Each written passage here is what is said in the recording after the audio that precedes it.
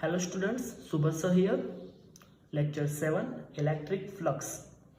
सबसे पहले flux word को समझ लेते हैं। इलेक्ट्रिक फ्लक्स मतलब quantity proportional to the number of electric field line passing through surface. That means किसी सरफेस में से पास हो रही number of electric field lines मतलब इलेक्ट्रिक फ्लक्स। इलेक्ट्रिक फ्लक्स को कुछ ज़्यादा अच्छी तरह से समझने के लिए एक और एग्जाम्पल देखते हैं। यहाँ पे हमने एक टॉर्च रखी हुई है और इस टॉर्च की लाइट में हम अलग अलग जगह पे सरफेस रख के उसमें से पास होने वाले नंबर ऑफ लाइंस, या फिर मैं यहाँ पे लाइट के लिए लिख सकता हूँ number of light rays consider करूँगा, जिसको हम फ्लक्स बोल सकते हैं। क्योंकि फ्लक्स की डेफिनेशन में हमने देखा number of field lines passing through surface. Let suppose यहाँ पे मैं अगर कोई सरफेस रख रहा हूँ तो यहाँ पर मैंने सरफेस और उस सरफेस में से पास हो रही लाइट रेस ड्रॉ किए हुए हैं। अगर इसी सरफेस को मैं कोई दूसरे पॉइंट लेट सपोज यहाँ पे ले जाऊँगा तो उसमें से पास हो रही number of light rays decrease हो जाएंगी। उसके पीछे का रीज़न ये है कि यहाँ पे लाइट की इंटेंसिटी ज़्यादा होगी और यहाँ पर लाइट की इंटेंसिटी कम होगी। दैट मीन्स कोई सरफेस में से कितनी लाइट रेस पास हो रही है वो उस पॉइंट पे लाइट की इंटेंसिटी के ऊपर डिपेंड करती है। नेक्स्ट एग्जांपल, उसमें किसी एक ही पॉइंट पे दो अलग अलग एरिया के सरफेस रखे हुए हैं।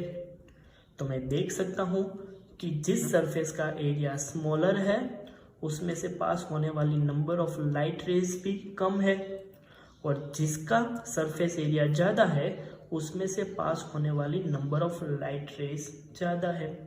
दैट मीन्स मैं यहाँ पर इस एग्जांपल से ये बता सकता हूँ कि फ्लक्स वो सरफेस के एरिया के ऊपर भी डिपेंड करती है। तो हमने एग्जाम्पल में देखा कि फ्लक्स वो फील्ड की इंटेंसिटी एंड सरफेस एरिया के ऊपर डिपेंड करता है। सेम तरीके से इलेक्ट्रिक फ्लक्स वो electric field intensity and surface के एरिया के ऊपर डिपेंड करता है। जैसे कि हमने आगे देख लिया, electric field at any point is the number of electric field line are passing through a surface of unit area place perpendicular to the electric field at that point. आगे के लेक्चर में कैरेक्टरिस्टिक्स ऑफ इलेक्ट्रिक फील्ड हम पढ़ गए, जिसमें हमने देखा था कि जिस एरिया में number of electric field lines ज़्यादा है वहाँ पे इलेक्ट्रिक फील्ड की इंटेंसिटी या फिर इलेक्ट्रिक फील्ड का मैग्नीट्यूड वो भी ज़्यादा है। दैट मीन्स अगर number of line passing through surface of area delta S मुझे फाइंड करना है, जिस सरफेस को मैंने इलेक्ट्रिक फील्ड ई में उसके परपेंडिकुलर रखा हुआ है, तो जैसे मैंने डेफिनेशन में देखा अगर यूनिट सरफेस एरिया है तो उसमें से ई जितनी इलेक्ट्रिक फील्ड लाइंस पास हो रही है तो डेल्टा एस जितने सरफेस एरिया में कितनी इलेक्ट्रिक फील्ड लाइंस पास होगी। That means flux 5 equal to E delta S होगा, जो दिखाता है कि इस डेल्टा एस सरफेस में से ई डेल्टा एस जितनी number of electric field lines पास हो रही होगी। इलेक्ट्रिक फ्लक्स की बात करें तो इलेक्ट्रिक फ्लक्स स्केलर क्वांटिटी है, उसका unit newton metre square by coulomb square और वोल्ट मीटर है। उसका dimensional formula m1 l3 t-3 a-1 है। अब तक हमने कुछ ऐसे एग्जांपल्स देखे जहां पे सरफेस इलेक्ट्रिक फील्ड के परपेंडिकुलर हो। अब हम कुछ ऐसे एग्जांपल्स देखेंगे जिसमें सरफेस इलेक्ट्रिक फील्ड के साथ कुछ एंगल बना रहा हो। जैसे कि मैंने यहाँ पे फिगर में दिखाया हुआ है, मैंने सरफेस कुछ इस तरह से रखी हुई है जिससे इस सरफेस का एरिया वेक्टर इलेक्ट्रिक फील्ड के साथ थीटा एंगल बना रहा है। Students, area vector always surface के परपेंडिकुलर एंड आउटवर्ड डायरेक्शन में होता है। तो इस कंडीशन में मुझे सरफेस एरिया वेक्टर का कोई ऐसा कंपोनेंट फाइंड करना है कि जो इलेक्ट्रिक फील्ड की डायरेक्शन में हो। जैसे कि मैंने यहाँ पे दिखाया हुआ है, डेल्टा एस का delta S cos theta component electric field की डायरेक्शन में होगा। तो इस सरफेस के साथ contain total flux phi equal to E delta S cos theta होगा। जैसे कि हम स्टैंडर्ड 11 में पढ़ चुके हैं, कॉस थीटा मतलब स्केलर मल्टीप्लिकेशन। दैट मीन्स इसी इक्वेशन को हम इस तरह से भी लिख सकते हैं, flux phi equal to E vector dot delta S vector. That means flux वो दो वेक्टर क्वांटिटी का स्केलर मल्टीप्लिकेशन है। अब हम कुछ ऐसी सरफेस के बारे में बात करेंगे जिसके सारे पार्ट पे इलेक्ट्रिक फील्ड की इंटेंसिटी भी अलग अलग हो। Electric flux for arbitrary surface. Let suppose कोई आर्बिट्रेरी सरफेस यहाँ पे दिया हुआ है जिसके हर एक पॉइंट पे इलेक्ट्रिक फील्ड की मैग्नीट्यूड भी अलग अलग है। अगर इस सरफेस के साथ contain total electric flux find करना है तो सबसे पहले मुझे इस सरफेस को छोटे छोटे एलिमेंट्स में डिवाइड करना पड़ेगा। ऐसा कोई एक एलिमेंट की बात करूं तो इस एलिमेंट में से पास हो रही electric field E J vector and इस एलिमेंट का area vector delta S J vector है। That means flux contain by this element equal to delta phi j equal to ej vector dot delta sj vector। अब अगर मुझे total flux contain by this surface find करना है तो मुझे सारे elements के फ्लक्स का एडिशन करना पड़ेगा। That means total flux contain with this surface phi equal to sigma j equal to 1 to n E J vector dot delta S J vector हो जाएगा।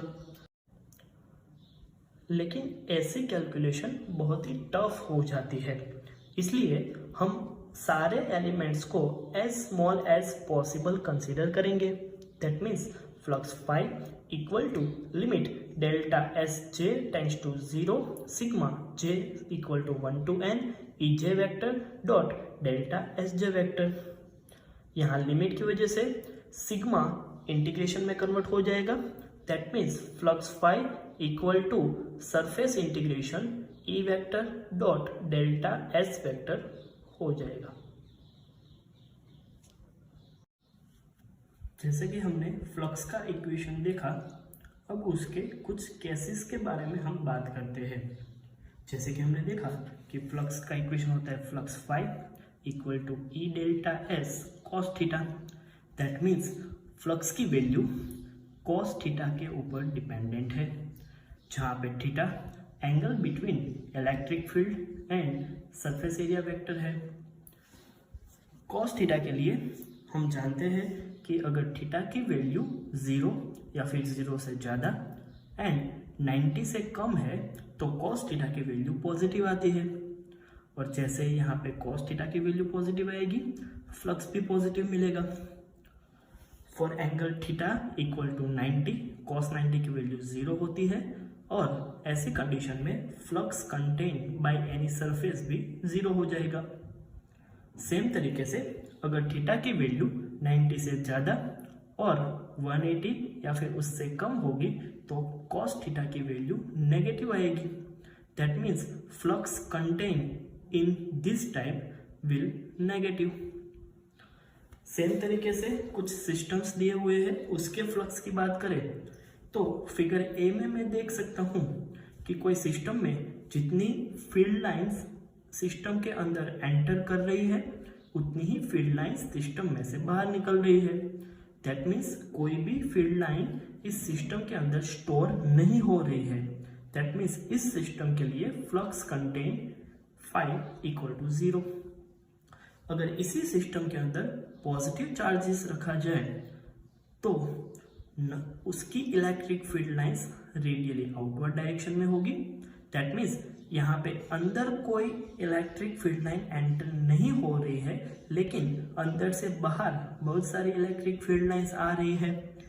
दैट मीन्स ये तो कुछ ऐसा हुआ कि ये ऐसा सिस्टम है जिसमें हम कुछ लॉस नहीं कर रहे हैं लेकिन गेन कर रहे हैं। तो ऐसे सिस्टम्स के लिए फ्लक्स फाई पॉजिटिव हो जाएगा। सेम तरीके से अगर इसी सिस्टम में नेगेटिव चार्ज रखा जाए तो उसके लिए सारी field lines radially invert direction में होगी।